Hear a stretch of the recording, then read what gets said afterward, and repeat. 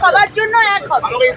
বিধানসভায় ঢোকার মুখে বিধায়কদের গাড়ি পরীক্ষা, আর তা নিয়েই পুলিশের সামনে রাগে অগ্নিশর্মা হলেন আসানসোল দক্ষিণের বিজেপি বিধায়ক অগ্নিমিত্রা পাল।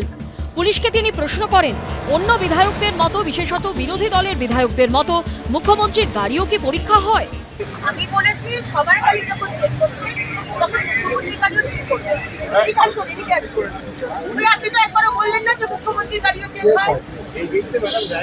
আপনি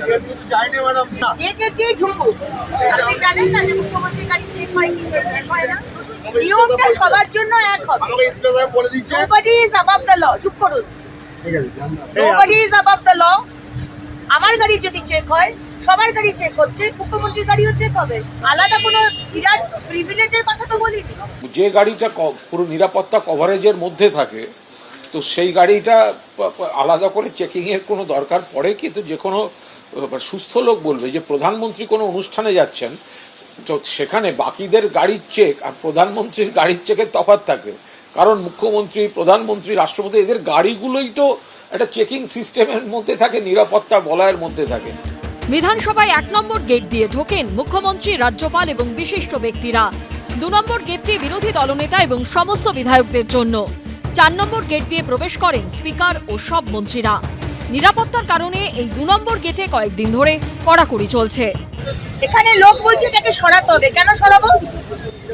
বড় বড় টিএমসি এমএলএদের গাড়ির পিছনে যখন মমতা ব্যানার্জির এগিয়ে বাংলা, তৃণমূল কংগ্রেস লেখা ছবি দেওয়া গাড়ি যাচ্ছে, তখন সেগুলোকে তো বলছেন না গাড়ি ঢুকবে না।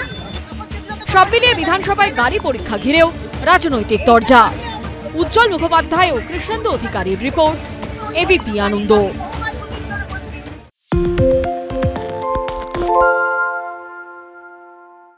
শুনতে পাচ্ছি না, বল না। আরে 10 টাকাটা ব্যাপার নয়, আজকে 40 টাকা দিচ্ছি, কারণ 40 টাকা। বাংলা গলাবাজি চায় না, বাংলা খবর চায়। বাংলা খবর, বাংলার খবর। আরে চাটা দে। এই আমার একটা চা দেন। কি হলো আমারটা? বাংলা পক্ষপাত চায় না, বাংলা খবর চায়। বাংলা খবর, বাংলার খবর। সত্য অন্তহীন, সত্যের খোঁজও তাই, সত্য সন্ধানে তাই আমরা অক্লান্ত, অকুতভয়। এবিপি আনন্দ নতুন ভাবনার প্রতীক, যা মনে মুক্ত, তথ্যে যুক্ত এবং যাবতীয় সীমানার বাঁধন থেকে মুক্ত। সীমা না শব্দটির মধ্যে লুকিয়ে আছে মানা শব্দটি, যেন চোখ রাঙানি এক অদৃশ্য বেড়াজাল, যা আটকে রাখে আমাদের এক ছোট্ট গণ্ডির মধ্যে। একমাত্র সঠিক খবরই গড়ে তুলবে এক মুক্ত সমাজ। সেই জগৎ গড়ার লক্ষ্যে কোনো সীমানার ঠুকুটি আমরা মানব না। এবিপি আনন্দ এগিয়ে থাকে, এগিয়ে রাখে।